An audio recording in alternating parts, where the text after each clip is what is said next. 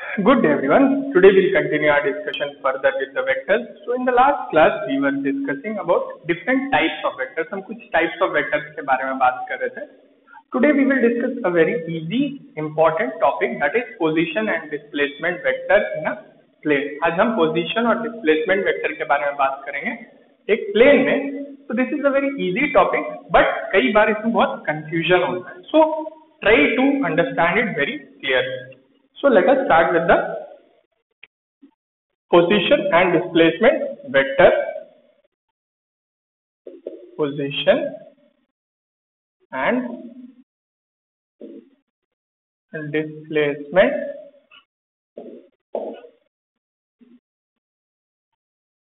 vector in plane. Plane मतलब हम किसी दो कोऑर्डिनेट एक्सिस के रेस्पेक्ट में बात करेंगे, किसी दो कोऑर्डिनेट एक्सिस के रेस्पेक्ट में बात करेंगे. First of all let us talk about the position vector. पहले हम पोजीशन वेक्टर के बारे में बात करते हैं, then we will see the displacement vector. So जैसा कि नाम से ही पता चल रहा है, this vector will give you the position of something. किस चीज की? एक पॉइंट की पोजीशन देगा आपको. कहाँ है वो point? That point is located in a plane. So let us understand it with the help of a figure. Suppose एक प्लेन में मैंने दो कोऑर्डिनेट एक्सिस ड्रॉ कर दी. लेट दिस बी x और इसको y. Suppose there is a point a. यहाँ एक पॉइंट a है जिसके कोऑर्डिनेट क्या है? x, y, और ये ओरिजिन है. This is the origin. So if I want to know the position vector of a, position vector of point a, so position vector of point a क्या होगा? Position vector of point A is a vector joining point A from the origin. मतलब origin से point A को join करता हुआ, origin से point A को join करता हुआ एक vector है, that is a position vector. Or we can say that it gives the straight line distance between the origin and point A, and it also denotes the direction. क्योंकि एक position vector एक तरह का vector है. सो ए का position vector क्या है? ए का पोजीशन वेक्टर OA है. OA means a vector starting from origin and ending eight point A. Starting from origin and ending eight point A. So position vector of point A को calculate कैसे करेंगे? सो position vector of point A, और वो A point का position vector क्या है? It is OA vector. OA vector मतलब एक ऐसा वेक्टर जो ओरिजिन से स्टार्ट होता है और A तक कंटिन्यू करता है. अब इस वेक्टर का इनिशियल पॉइंट क्या है? ओरिजिन. फाइनल पॉइंट क्या है? A. ओरिजिन के कोऑर्डिनेट्स आपको पता है? यस, यू नो ओरिजिन के कोऑर्डिनेट्स क्या होंगे, और पॉइंट A के कोऑर्डिनेट्स तो पहले ही दे रखे. सो OA वेक्टर या किसी भी वेक्टर को कैलकुलेट करने के लिए आप क्या करेंगे? आप फाइनल पॉइंट के कोऑर्डिनेट्स में से इनिशियल पॉइंट के कोऑर्डिनेट्स घटा देंगे. You will subtract initial point coordinate from the final point coordinate. अब आपको दोनों ही पॉइंट्स के कोऑर्डिनेट पता है, तो क्या आप एक दूसरे में से इनको सबट्रैक्ट करके पोजीशन वेक्टर नहीं निकाल सकते? यस, लेकिन पहले कौन सा इनिशियल पॉइंट है और कौन सा फाइनल पॉइंट है ये इंश्योर कर लीजिएगा. फिर x कोऑर्डिनेट में से x कोऑर्डिनेट को सबट्रैक्ट करिएगा, y कोऑर्डिनेट में से y कोऑर्डिनेट को सबट्रैक्ट करिएगा. सो OA वेक्टर क्या होगा? Coordinates of final point. यहाँ फाइनल पॉइंट क्या है? A है, minus coordinates of initial point which is origin. ठीक है, तो आपको फाइनल और इनिशियल दोनों के x और y कोऑर्डिनेट पड़ता है, तो सिंपली क्या करेंगे? सबट्रैक्ट करेंगे. सो x coordinate of final point minus x coordinate of initial point. So x minus 0, इसका x कोऑर्डिनेट x है, इसका x कोऑर्डिनेट 0 है, और चूंकि this coordinate is along x axis, तो हम एक यूनिट वेक्टर अटैच करेंगे, दैट इज i कैप. ठीक है, क्योंकि ये डिफरेंस ऑफ कोऑर्डिनेट किस एक्सिस के अलोंग है? x एक्सिस के अलोंग. प्लस यही काम we will do for y coordinate also. So final y coordinate minus initial y coordinate. Final y coordinate कितना है y, इनिशियल y कोऑर्डिनेट कितना है 0 and it is along y axis, so j cap. So position vector क्या आ गया xi plus y j cap, और ये कौन सा वेक्टर है OA वेक्टर है। So this is how you can calculate position vector of any point. क्यों? क्योंकि आपको दोनों ही पॉइंट पता रहेंगे, जो पॉइंट कैलकुलेट करना है उसका तो कोऑर्डिनेट्स आपको दिया रहेगा, और ओरिजिन के कोऑर्डिनेट्स आप जानते ही हैं। सो आपको दोनों पॉइंट पता है, you just have to subtract initial point के कोऑर्डिनेट्स फ्रॉम फाइनल पॉइंट के कोऑर्डिनेट्स। x को x से सब्ट्रैक्ट करेगा, y को y से सब्ट्रैक्ट करेगा। Don't subtract x from y and y from x, ऐसा मत करिएगा। So this is about position vector. Now let us talk about displacement vector. तो जैसा कि displacement vector नाम से ही है, displacement क्या होता है?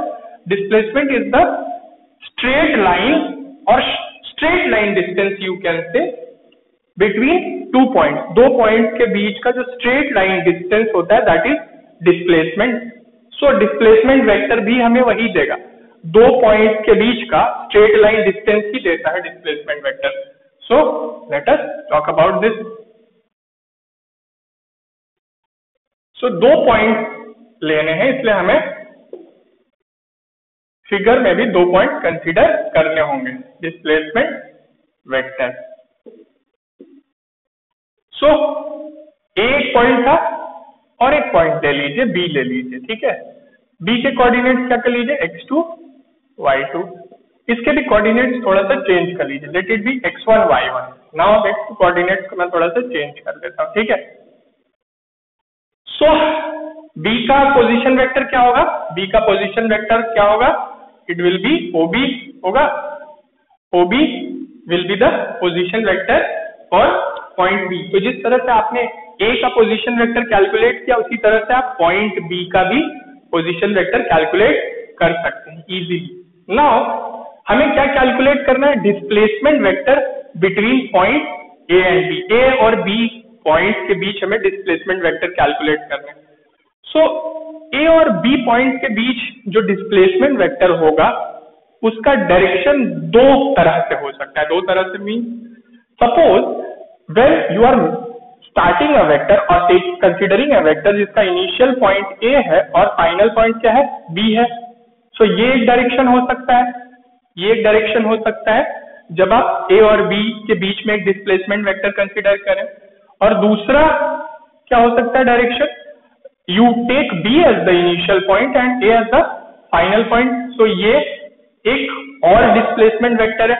सो A और B के बीच में आपको टोटल कितने डिस्प्लेसमेंट वेक्टर मिल सकते हैं, दो, जिनका क्या है डायरेक्शन अलग अलग है। डायरेक्शन अलग अलग क्यों है, क्योंकि एक के केस में इनिशियल पॉइंट कुछ और है, फाइनल पॉइंट कुछ और है, दूसरे के केस में इनिशियल पॉइंट कुछ और है, फाइनल पॉइंट कुछ और है। So displacement vector between these two points can be AB vector. AB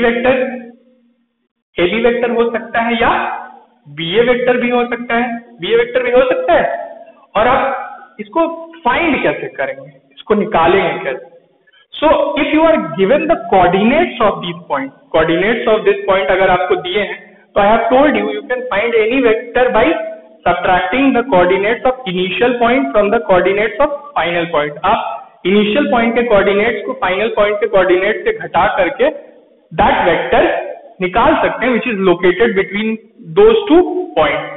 या अगर आपको पोजीशन वेक्टर दिए हैं इन पॉइंट के, जैसे A का पोजीशन वेक्टर दिया है और B का पोजीशन वेक्टर दिया है क्वेश्चन में। So position vector basically represents what, basically represents coordinates only. So वही काम हम पोजीशन वेक्टर्स के साथ भी करेंगे जो कोऑर्डिनेट्स के साथ कर रहे थे। सो AB वेक्टर में कौन सा इनिशियल पॉइंट है A और कौन सा फाइनल पॉइंट है B। सो क्या करेंगे हम, position vector of final point that is B minus position vector of initial point that is A। So AB vector कैसे आप निकालेंगे, position vector of final point that is B, final point है B इस vector में, minus position vector of initial point that is ए। अब यहाँ क्या हुआ, बीए वेक्टर में इनिशियल और फाइनल पॉइंट ही बदल गए, तो बस ये चेंज हो जाएंगे, इंटरचेंज। तो यहाँ इनिशियल पॉइंट बी है, फाइनल पॉइंट ए है, तो position vector of final point minus position vector of initial point. So position vector of final point that is A minus position vector of initial point that is B. So इस तरह से आप displacement vector calculate कर सकते हैं किसी दो point के बीच में। It gives you the straight line distance between those two points, और चूंकि ये वेक्टर है तो इसका डायरेक्शन होगा, so that displacement vector between any two point के दो डायरेक्शंस पॉसिबल हैं। तो दो डायरेक्शंस पॉसिबल है तो दो वेक्टर्स भी पॉसिबल हैं। अब जिस वेक्टर के बारे में आप बात कर रहे हैं उस वेक्टर के इनिशियल और फाइनल पॉइंट्स को आइडेंटिफाई करके आप अकॉर्डिंगली वेक्टर कैलकुलेट कर सकते हैं।